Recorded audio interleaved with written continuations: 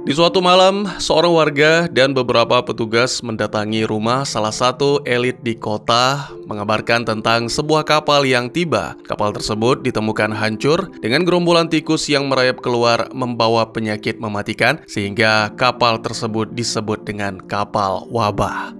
It's a plague ship. Ya, apa yang sebenarnya terjadi? Selamat datang dan selamat berjumpa kembali bersama saya Teguh Gusto. Bagaimanapun kabar dan dimanapun kalian berada, masa lalu yang buruk adalah cermin, bukan rantai. Jadi belajarlah darinya, tapi jangan terjebak di sana. Seperti biasa, saya akan menceritakan yang tentu saja tentang sebuah film. Dan kali ini berjudul Nosferatu, sebuah film yang rilis pada tahun 2024, disutradarai oleh Robert Eggers, serta dibintangi oleh para aktor yang mungkin tidak asing lagi bagi teman-teman. Oleh karena itu, mari jangan kelamaan, mari kopinya disiapkan, dan mari cerita kita lanjutkan. Ditampilkan seorang wanita yang merasa kesepian, menarik perhatian makhluk haus darah yang rela membawa kehancuran dunia demi bisa bersamanya. Dengan air mata mengalir, wanita bernama Ellen ini memohon kepada entitas apapun agar memberinya seorang teman. Suara gaib pun menjawab, mengucap terima kasih karena telah membangunkannya dari kegelapan abadi. Ellen mengikuti suara itu ke arah jendela hanya untuk diangkat oleh sosok bayangan misterius. Kemudian Ellen berjalan ke halaman dan menawarkan diri kepada makhluk itu, namun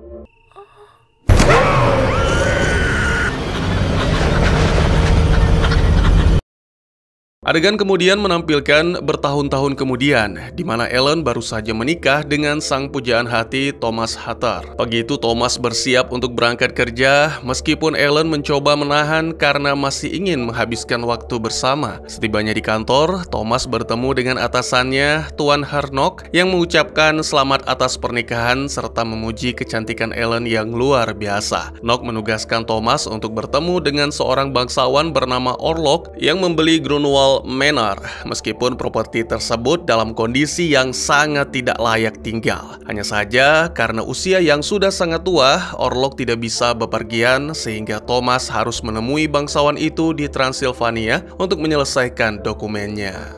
What was the Count's name? Orlok. Tentu saja ini bukanlah tugas yang mudah, terlebih bagi pengantin baru. Oleh karena itu, Knock berjanji jika berhasil menyelesaikan kesepakatan ini, Thomas akan mendapatkan promosi. Tentu saja itu tawaran yang sulit ditolak, mengingat Thomas juga terlilit hutang. Saat pulang, Thomas memberitahu Helen soal tugas ini, yang segera menyulut pertengkaran. Helen menangis memaksakan diri, menceritakan sebuah mimpi buruk yang begitu nyata baginya. Itu tentang pernikahan, sesuatu yang disebut dengan kematian yang menanti di altar dan semua tamu yang hadir tewas. Anehnya, Helen bahagia di dalam mimpinya dan yakin bahwa itu adalah sebuah pertanda buruk. Sayangnya, Thomas masih bersikeras mengingatkan tentang saran dari dokter untuk tidak terlalu larut dalam kenangan itu. Everyone was dead.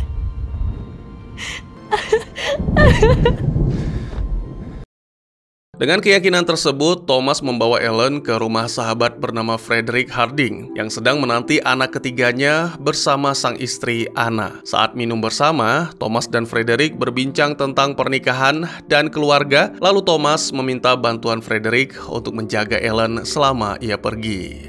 And Frederick, do take care of Ellen. Kemudian saat semua orang tidur, Ellen memasukkan beberapa helai rambutnya ke dalam liontin. Sementara itu, di malam yang sama, Knock yang kehilangan akal sehat mulai melakukan sesuatu dengan darahnya sendiri, meyakinkan tuannya bahwa dia akan mengirim pria yang diminta serta menjaga objek yang menjadi perhatian. Keesokan harinya, Ellen memberikan liontin kepada Thomas sebelum berangkat ke Transilvania. Setelah beberapa waktu perjalanan, Thomas tiba di sebuah desa di mana sekelompok gypsy menertawakan hingga pemilik penginapan menghentikan.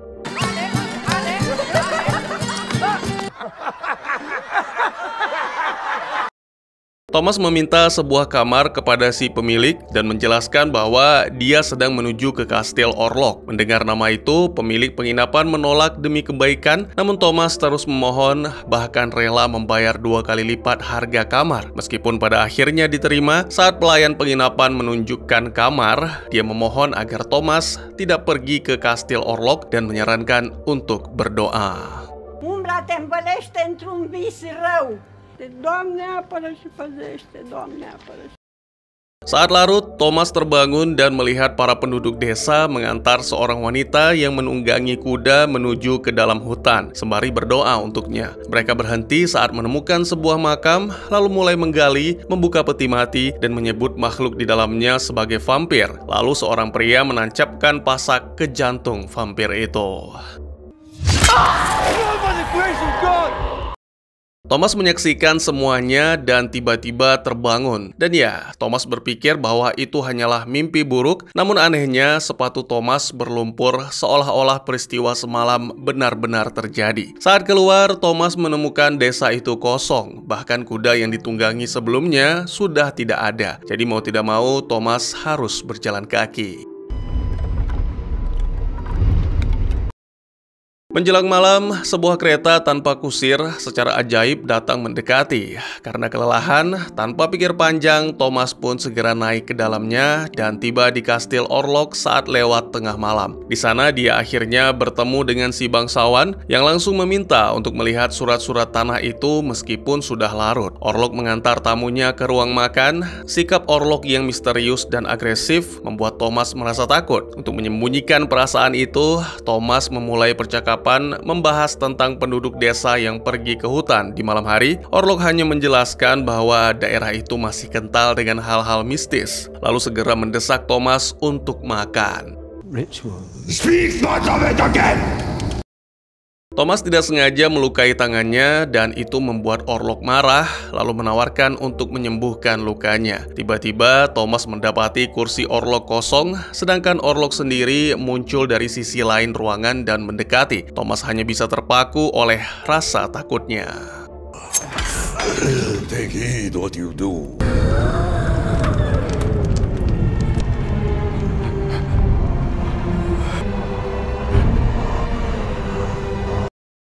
Adegan berpindah menampilkan keesokan harinya, di mana Ellen bercerita kepada Anna bahwa dia merasa hidup berada di bawah kuasa sesuatu yang mengerikan. Anna mengira Ellen sedang memikirkan Tuhan, dan Ellen pun segera sadar bahwa sahabatnya itu tidak memahami maksudnya. Ellen pun meminta maaf dan mengalihkan pembicaraan dengan mengatakan bahwa diri rindu kepada Thomas. Kembali ke Thomas, yang terbangun sendirian di depan perapian, dia mulai mencari Orlok tapi menemukan sebuah cermin di mana menyadari ada luka kecil di bagian dada.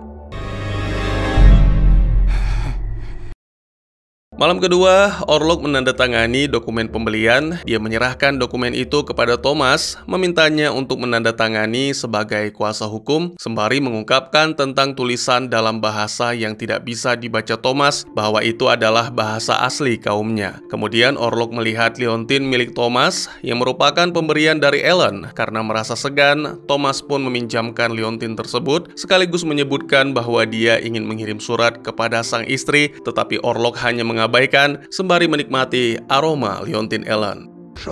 In your love. Sesuai dengan apa yang dikatakan Nock, Thomas akan mendapatkan hadiah khusus dari Orlok. Ya, bangsawan itu menyerahkan sekantong koin sebagai imbalan. Mengingat janji untuk mencukupi kebutuhan Ellen, Thomas akhirnya menandatangani dokumen tersebut. Setelah semuanya selesai, Orlok menyuruh Thomas beristirahat meskipun Thomas mengaku sakit dan ingin pulang. Selain itu, liontinnya masih dipegang oleh si bangsawan, sehingga mau tidak mau Thomas harus tinggal satu malam lagi. It is late. You must wish. Well, as soon as agreeable my services rendered, I must... The black omen to journey.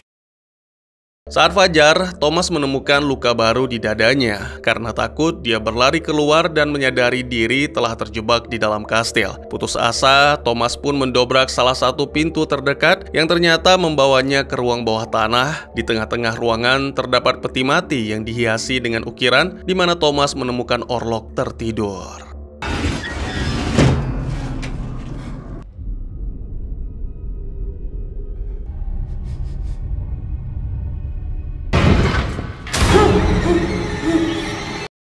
Yakin bahwa bangsawan itu adalah monster, Thomas teringat akan penduduk desa yang menancapkan pasak ke dada mayat. Dia mengambil beliung untuk melakukan hal yang sama, namun Saat Thomas berhasil lolos dan mengunci diri di kamar, Orlok berbicara melalui liontin Ellen, menjelaskan rencananya, menyampaikan kepada Ellen bahwa suaminya telah hilang. Di wilayah seberang, Ellen mendengar suara tersebut. Hal ini membuatnya berjalan sambil tidur, sementara Orlok memanipulasi pikiran Thomas untuk membiarkan dia dan serigala masuk. Ini memungkinkan makhluk itu terus menghisap darah Thomas.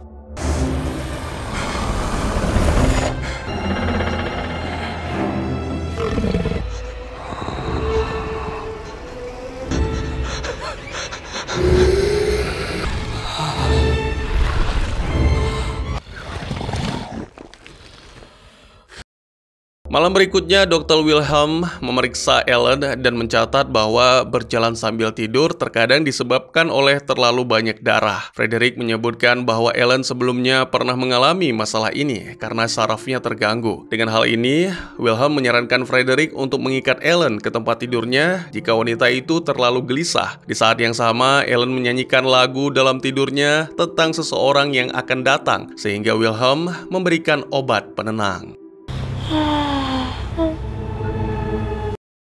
Kembali ke Thomas, pagi harinya ia terbangun masih di kastil dan masih dalam keadaan bingung. Ditambah lagi diserang oleh serigala sehingga berusaha menyelamatkan diri untuk keluar dari kastil dan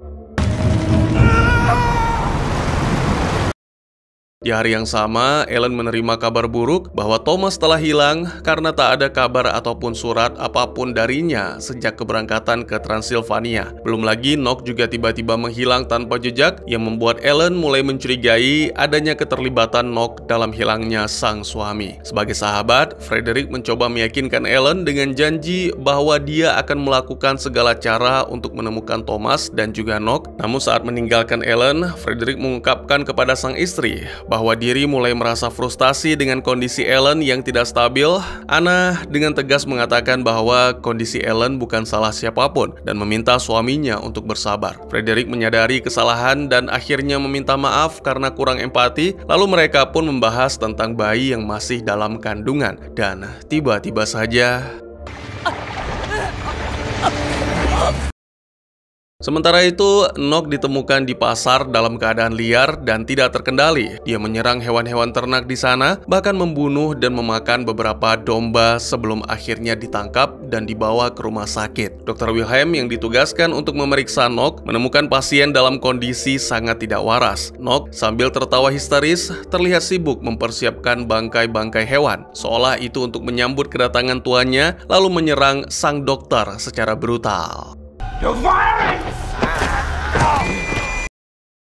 Malam harinya di rumah Frederick, Ellen kembali mengalami kejang parah. Setelah situasi berhasil dikendalikan, Frederick mulai meluapkan kekesalannya kepada Dr. Wilhelm, mengeluhkan bahwa kejang-kejang ini terjadi hampir setiap malam tanpa henti. Sang dokter pun mencoba menenangkan Frederick, memberikan berita bahwa Nock sudah berada di bawah pengawasan ketat di rumah sakit. Meskipun begitu, dia menambahkan bahwa kondisi Nock sangat tidak stabil dan hampir mustahil untuk mendapatkan informasi apapun.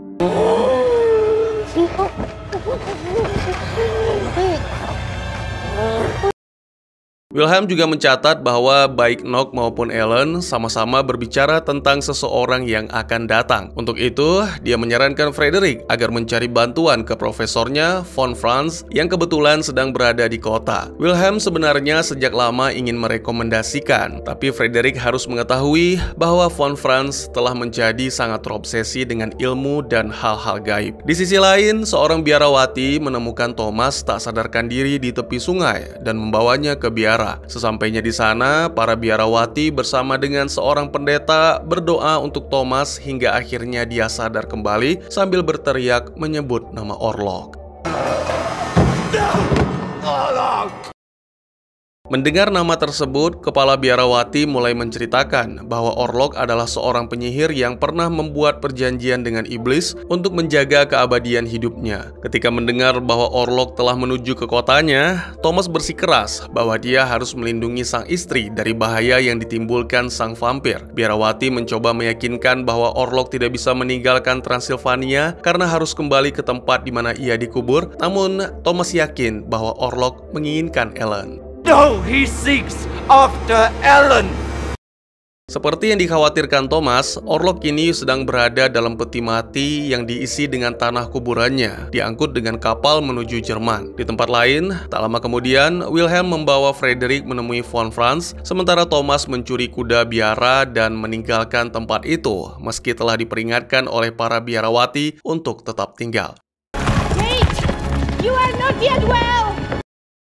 Di kapal, satu persatu awak mulai jatuh sakit tanpa sebab. Карантин всех больных! Черт! Di tempat lain, von Franz memeriksa kondisi Ellen dan bertanya mengenai pengalaman-pengalaman masa muda. Ellen bercerita bahwa dia tidak terlalu ingat apa yang terjadi saat berjalan dalam tidur, tetapi ada kalanya dia bermimpi tentang hal-hal yang seharusnya tidak ia ketahui, seperti saat kematian sang ibu, yang mana sebenarnya itu sudah muncul di dalam mimpi dan ternyata benar-benar terjadi. Seiring bertambahnya usia, pengalaman-pengalaman tersebut berubah menjadi mimpi buruk. Selain itu, kejang-kejang yang dialami membuat Ellen merasa sangat kesepian, terutama saat suatu kejadian di mana sang ayah menemukannya di ladang setelah berjalan dalam tidur. Peristiwa itu membuat sang ayah mengatakan bahwa Ellen adalah seorang pendosa dan mengancam akan mengirimnya ke rumah sakit jiwa. Semua penderitaan pada akhirnya mereda setelah Ellen bertemu Thomas, namun saat Thomas pergi, penderitaan itu pun kembali.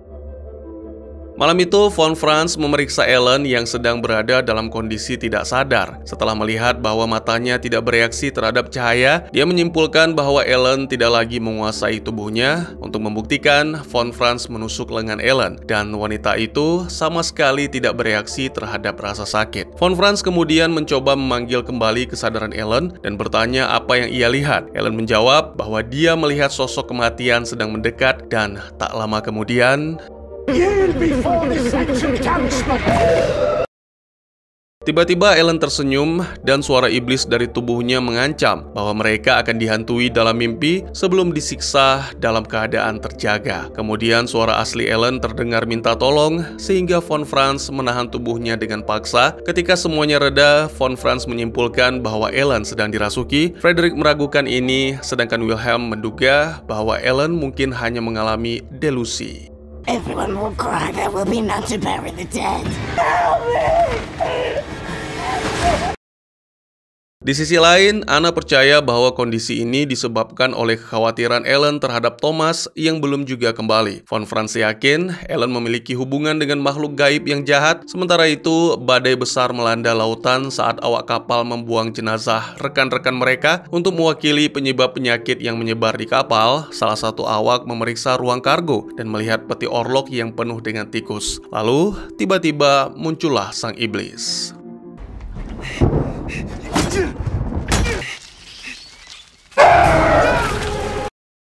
Di tempat lain, tepatnya di rumah sakit, Enoch meminta pertolongan, sehingga seorang petugas dungu melepaskan ikatan dengan sukarela, dan segera kesempatan ini dimanfaatkan oleh Enoch untuk melarikan diri.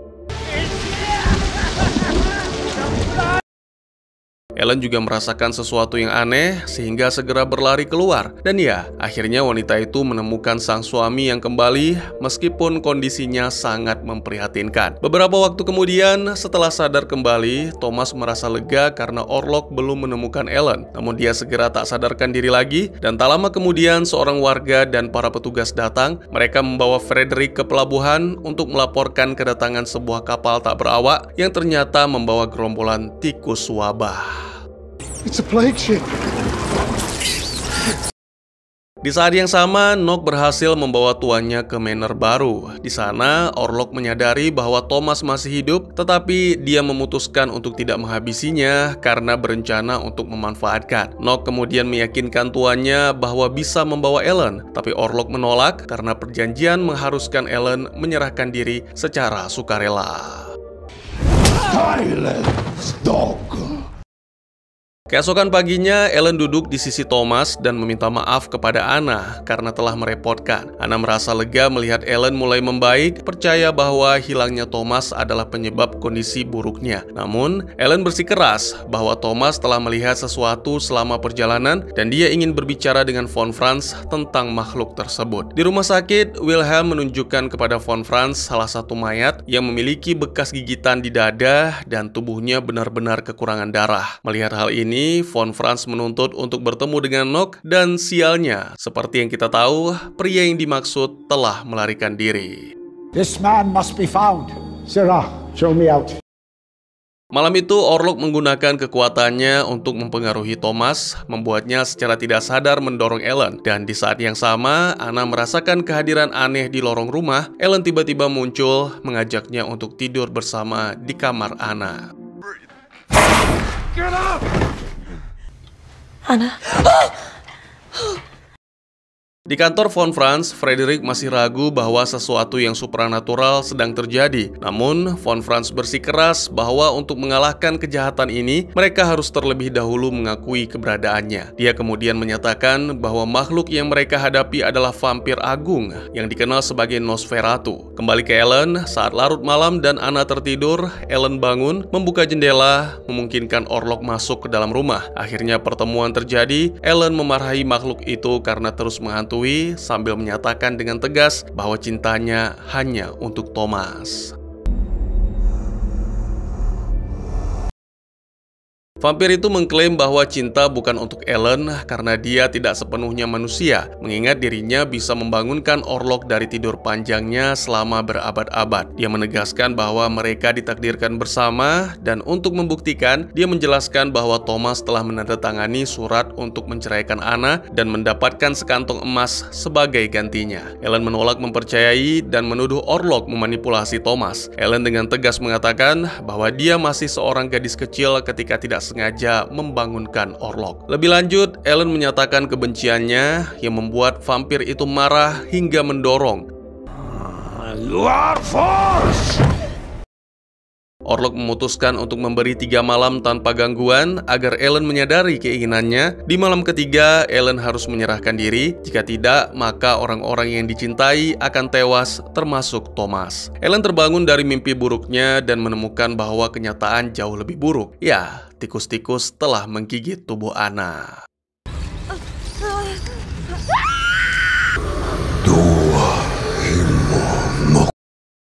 Keesokan paginya, rumah sakit dipenuhi pasien yang terjangkit wabah. Anna juga terserang penyakit hingga kejiwaannya menjadi tidak stabil. Ellen mencoba meyakinkan Frederick bahwa ini semua disebabkan oleh vampir. Sayang, Frederick masih tidak percaya dan malah menyalahkan Ellen dan Thomas atas kesialan yang menimpa keluarganya, sehingga meminta pasangan suami istri itu pergi. Sementara itu, Von Franz menemukan catatan Nock yang membuatnya yakin bahwa Nock telah membuat perjanjian dengan Nosferatu. Lalu bersama timnya, Von Franz menggeledah kantor Nock dan menemukan sebuah manuskrip kuno.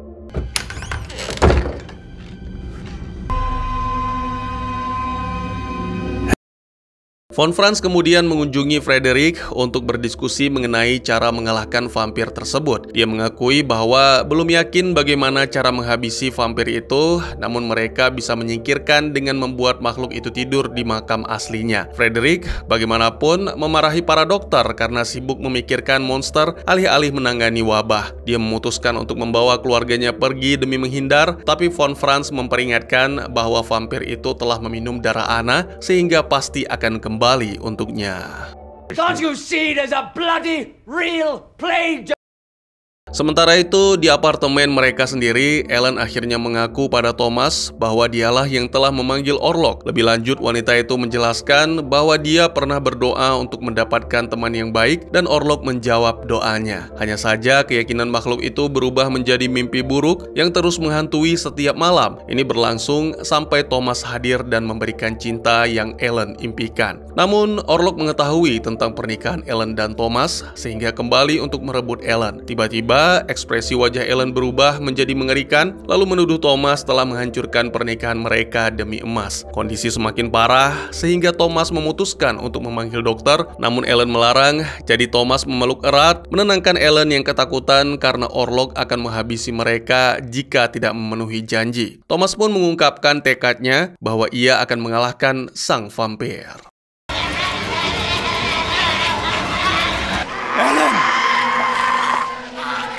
Ellen, I love you. I love you. I'll kill him. Kill him, I will. Di tempat lain, Von Franz menemukan dari manuskrip Nock bahwa cara membunuh makhluk itu adalah melalui pengorbanan seorang perawan. Ditampilkan juga di rumah keluarga Harding, di mana Orlok melemparkan mantra yang membuat Frederick tidak bisa bangun meskipun anak-anaknya berteriak minta tolong. Anna yang terbangun sendirian bergegas ke kamar anak-anak dan alangkah terpukulnya wanita itu melihat putrinya dihabisi oleh Orlok.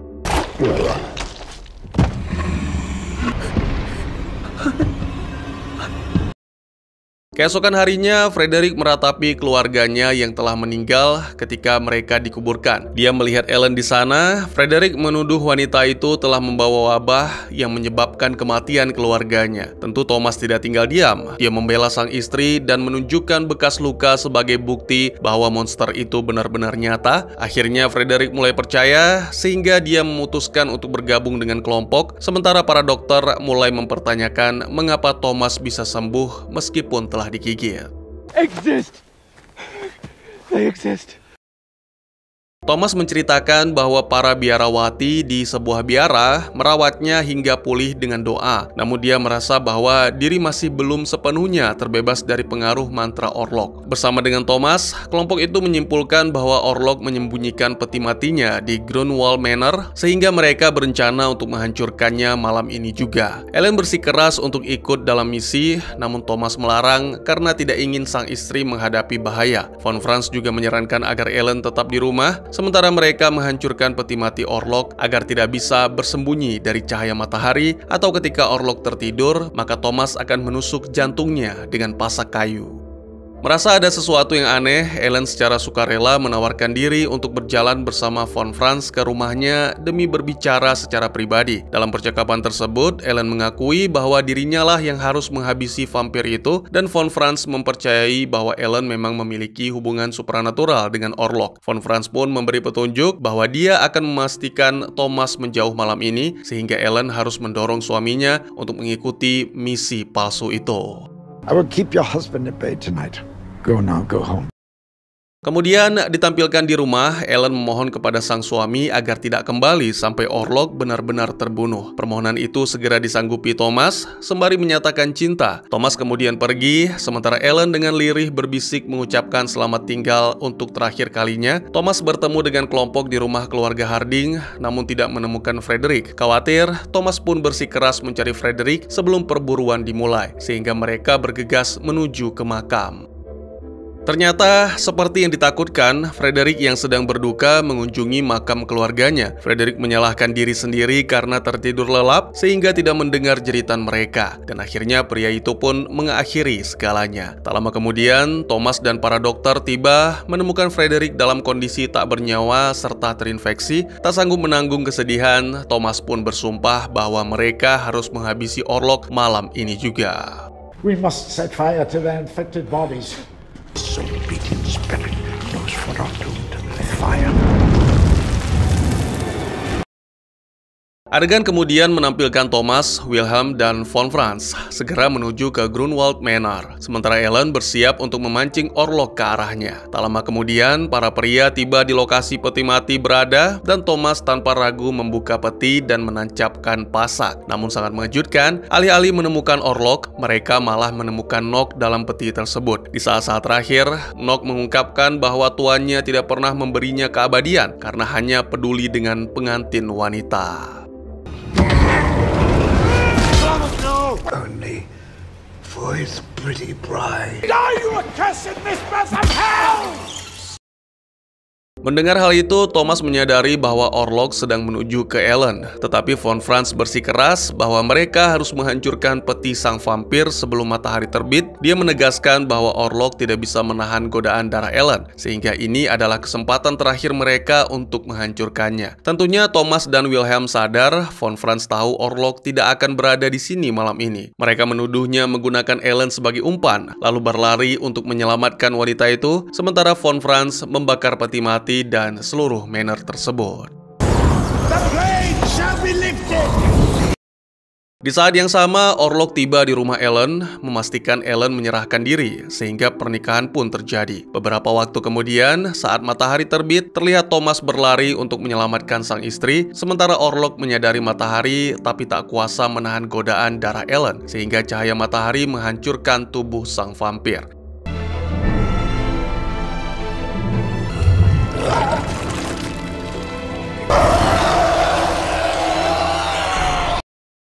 Film pun ditutup dengan menampilkan Thomas dan Wilhelm tiba tak lama setelah Orlok tewas, dan sangat disayangkan Ellen telah terlalu banyak kehilangan darah. Thomas hanya bisa menggenggam tangan sang istri, sampai akhirnya Ellen pergi untuk selamanya. Dan tamat. Film horor gotik ini mengadaptasi kisah vampir klasik dengan menghadirkan tingkat kengerian baru yang membuat bulu kuduk berdiri dan berakhir dengan momen yang mencampurkan kekerasan dan hasrat secara bersamaan. Nosferatu asli merupakan interpretasi dari novel horor gotik Dracula dan kemiripan plot keduanya sangat jelas bagi mereka yang akrab dengan novel tersebut. Film ini dipilih untuk diadaptasi karena narasinya yang sederhana dan fokus pada karakter perempuan sebagai pahlawan utamanya.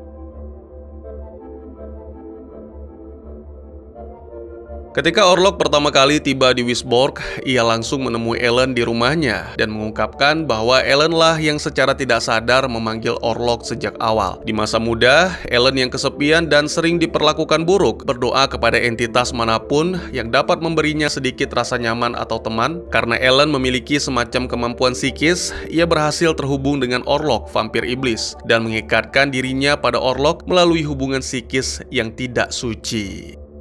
Pernikahannya dengan Thomas sempat menekan penglihatan Ellen tentang Orlok, tetapi juga dianggap sebagai pelanggaran janji yang telah ia buat kepada sang vampir. Pelanggaran inilah yang memicu peristiwa dalam Nosferatu. Koneksi Orlok dengan Ellen sangat mendalam, baik secara fisik maupun emosional, meskipun tidak bisa disebut cinta. Lebih tepatnya, hasrat dan keinginannya terhadap Ellen berkembang ke tingkat yang mendekati kebutuhan mutlak. Dorongan inilah yang membuatnya menghubungi Hernok, atasan Thomas, untuk mengirim pria muda itu ke kastil.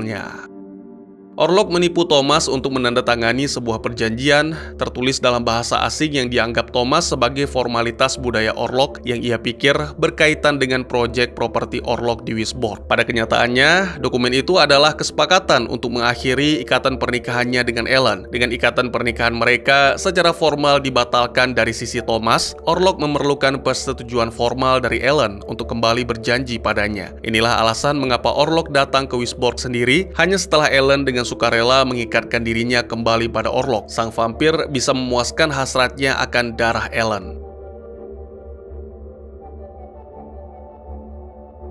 Sejatinya Orlok dengan cepat terungkap saat Thomas sedang memulihkan diri di biara Transilvania. Saat Thomas berbaring, salah satu biarawati tertua di tempat itu menjelaskan melalui seorang penerjemah siapa Orlok sebenarnya. Menurut kisahnya, Count Orlok dulunya adalah seorang penyihir ilmu hitam atau dukun jahat yang sangat keji selama hidupnya. Setelah kematian, iblis sendiri menyelamatkan jiwa Orlok dan mengembalikan ke tubuhnya sehingga jasad Orlok bisa terus aktif meskipun telah mati.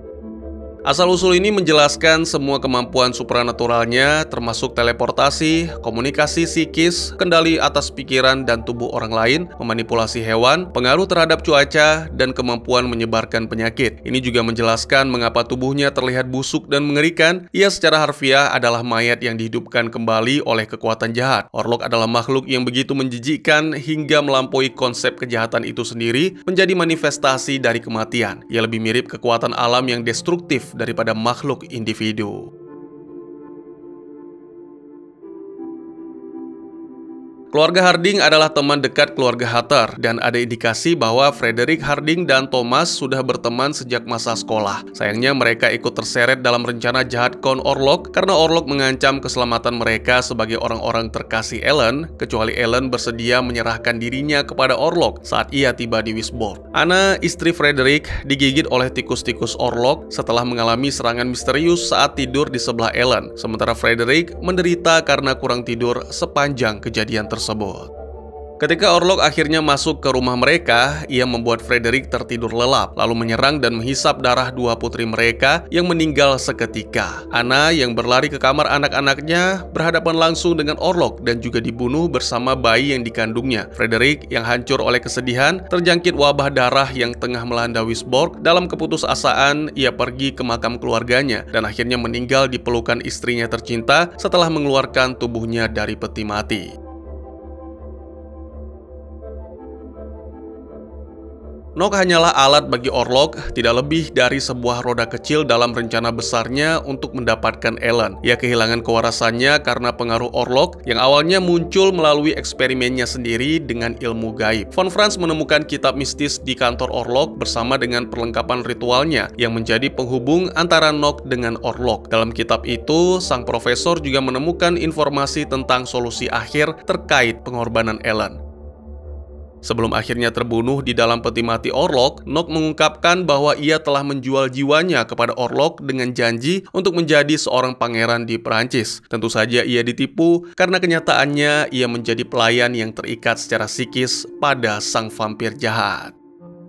Pada akhirnya, menurut saya, Count Orlok mungkin adalah karakter paling terkenal dari Nosferatu. Tetapi dalam interpretasi Robert Eggers, bintang utamanya tak diragukan lagi adalah Ellen Hutter, dan itu sangat masuk akal. Film ini pada akhirnya berpusat pada hubungannya dengan Orlok dan bagaimana hubungan itu berkembang seiring waktu. Di adegan pembuka film, Ellen yang kesepian mencari teman jauh sebelum Thomas Hutter melakukan perjalanan ke Transilvania. Tanpa sadar, tindakan itu memicu kematian dan penderitaan karena Orlok memanfaatkan dan menipu dirinya. Ellen terus-menerus diabaikan oleh orang-orang di sekitar, terutama oleh pria yang menganggap mimpi-mimpi buruknya sebagai khayalan histeris seorang wanita, sesuatu yang tidak perlu dianggap serius. Frederick bahkan menyebutnya sebagai fairy dreams, menunjukkan kurangnya penghormatan atau perhatian terhadap wanita selama era Victoria. Sebuah kondisi yang sayangnya masih terjadi hingga saat ini. Pada suatu titik, Ellen bahkan secara harfiah ditahan selama serangan kejangnya yang menyoroti penindasan terhadap hak-hak perempuan yang dialami sepanjang sejarah, khususnya pada masa itu. Namun di akhir cerita, Ellen mengambil kembali kendali dalam banyak hal. Di adegan terakhir, ia menggunakan tubuhnya sebagai senjata melawan Orlok untuk pertama kalinya menjadi pihak yang dominan dalam hubungan mereka. Ia secara harfiah menahan Orlok di tempatnya dan mengakhiri untuk selamanya. Dengan tindakan itu, Ellen menebus rasa bersalahnya karena tanpa sadar memanggil Orlok dan membawa kehancuran bagi orang-orang yang ia cintai. Dalam satu tindakan, ia menghapus pengaruh Orlok atas hati nuraninya. Konfrontasi terakhir Ellen dengan Orlok adalah tentang pilihan, sesuatu yang memiliki makna jauh lebih luas dari sekedar cerita Nosferatu. Orlok tidak dapat menguasai dirinya tanpa persetujuan, dan Ellen memilih untuk mengundang Orlok agar ia dapat mengorbankan diri. Ellen memilih kebaikan dalam dirinya sendiri daripada kejahatan yang dieksploitasi oleh Orlok bertahun-tahun lalu, dan melalui pengorbanan itu, ia menentukan nasib semua orang. Hal ini mencerminkan pilihan yang dihadapi banyak orang setiap hari, menyerah pada jalan yang mudah tetapi mungkin salah, atau mengambil jalan yang lebih sulit demi kebaikan yang lebih besar. Bagaimana menurut kalian? Mungkin segitu saja teman-teman. Terima kasih buat yang sudah menyaksikan. Silahkan memberikan komentar, bertanya, ataupun merequest kira-kira film apa yang menarik untuk dibahas. Bisa lewat kolom komentar, atau buat yang malu-malu bisa via DM ke Instagram saya di @teguhgusto. Insya Allah pasti akan dibaca. Mari kita jadikan kolom komentar sebagai sarana penambah wawasan dan menciptakan jalinan persaudaraan, bukan malah menjadikannya sebagai tempat pembulian sehingga menciptakan permusuhan. Jangan lupa untuk dukung terus channel ini dengan cara share, like, dan subscribe, karena dukungan dari kalian sangat berharga bagi saya demi perkembangan channel ini. Saya Gusto, sampai jumpa di video selanjutnya. Tetap semangat, tetap bersyukur setiap hari. Dadah!